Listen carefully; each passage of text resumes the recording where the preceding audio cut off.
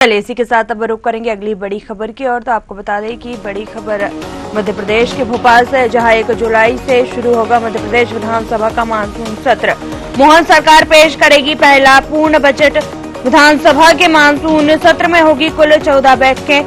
3.5 लाख करोड़ रुपए का हो सकता है बजट। आवास, स्वरोजगार और किसानों को बोनस का होगा प्रावधान। केंद्र सरकार की योजनाओं पर होगा ज्यादा फोकस। तो बड़ी खबर आपको बता रहे मध्य प्रदेश के भोपाल से, जहां 1 जुलाई को शुरू होगा मध्य प्रदेश विधानसभा का मानसून सत्र। मोहन सरकार पेश करेगी अपना पहला पूर्ण बजट। विधानसभा के मानसून सत्र में होगी कुल 14 बैठकें। 3.5 लाख करोड़ रुपए का हो सकता है बजट। आवास, स्वरोजगार और किसानों को बोनस का होगा प्रावधान।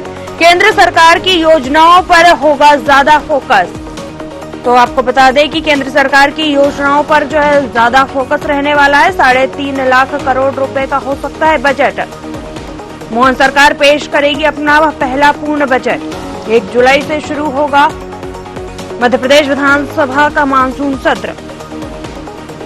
चलिए इसी खबर पर अधिक जानकारी के लिए हमारे साथ सत्यम शर्मा जुड़े हुए। सत्यम, क्या कुछ जानकारी निकलकर सामने आ रही है? मोहन सरकार जो है 1 जुलाई को पूर्ण बजट पेश करने जा रही है। बिल्कुल, मोहन सरकार 1 जुलाई को मानसून सत्र, वर्षाकालीन सत्र पे पूर्ण बजट पेश करेगी। इससे पहले जब लोकसभा चुनाव थे, उससे पहले लेखा अनुदान पेश किया गया था, जो 1,46,000 करोड़ का था करीब। अब 3.5 लाख करोड़ का जो है पूर्ण बजट पेश होगा। पहले जब लोकसभा चुनाव से पहले कुछ जो जरूरतें थी और जो केंद्र सरकार की योजनाएं थी और जिनकी जरूरत थी, उसी हिसाब से बजट लाया गया था। क्योंकि लेखा अनुदान में कोई नई चीजें नहीं लाई जा सकती है, नए प्रावधान नहीं किए जा सकते हैं। वहीं अब देखिए, जो पूर्ण बजट रहेगा, इसमें नए प्रावधान भी किए जाएंगे। जो लाडली बहनाओं के योजनाओं के लिए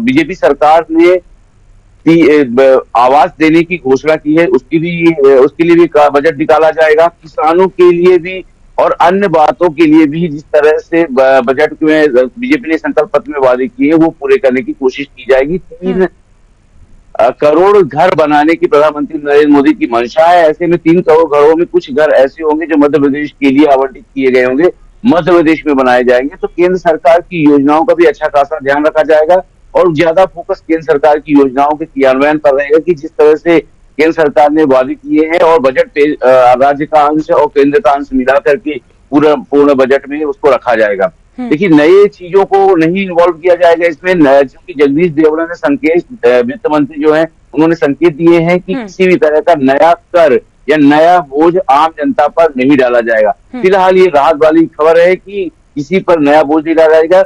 बेरोजगारों के लिए उद्यमियों से लगातार चर्चा चल रही थी, उनसे भी रिपोर्ट कार्ड मांगा गया था, उनसे भी योजनाओं के लिए मांगा गया था।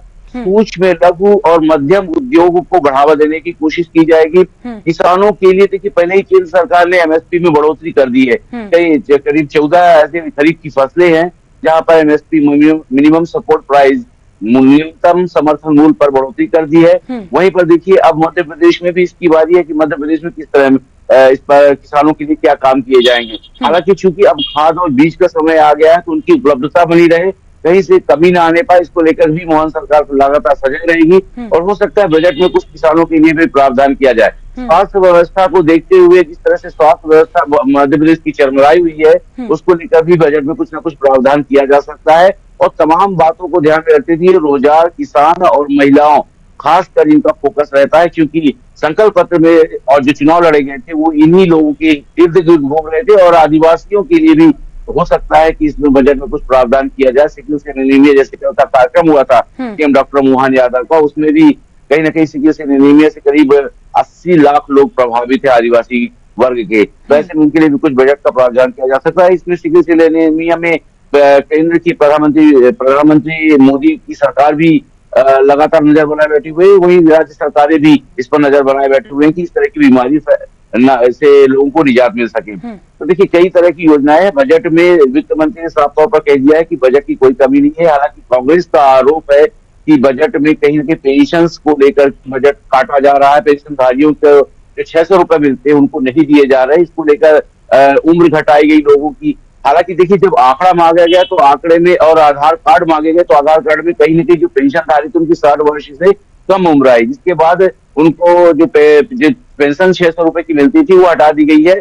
लेकिन फिर से एक बार उनको जोड़ने की कवायद शुरू कर दी गई, क्योंकि अगर पेश ये फंसता है कि अगर 600 रुपए की पेंशन हटाते हैं तो कहीं न कई महिलाएं हैं वो लाडली बहना योजना के अंतर्गत आ जाएंगी, और लाडली बहना में तो 1250 की जगह 600 की जगह 1250 रुपए देने पड़ेंगे। ऐसी स्थिति विकलांगों के साथ भी बनी हुई है या दिव्यांगों के साथ भी बनी हुई है। तो लगातार इस तरह की जो योजनाएं हैं बजट में दी जाएगी। बस खास बात इस बजट की ये होगी कि तमाम आम जनता पर अब फिलहाल अभी बोझ डालने की तैयारी, नया कर लगाने की तैयारी नहीं है 1 जुलाई में जो मानसून सत्र का बजट आएगा।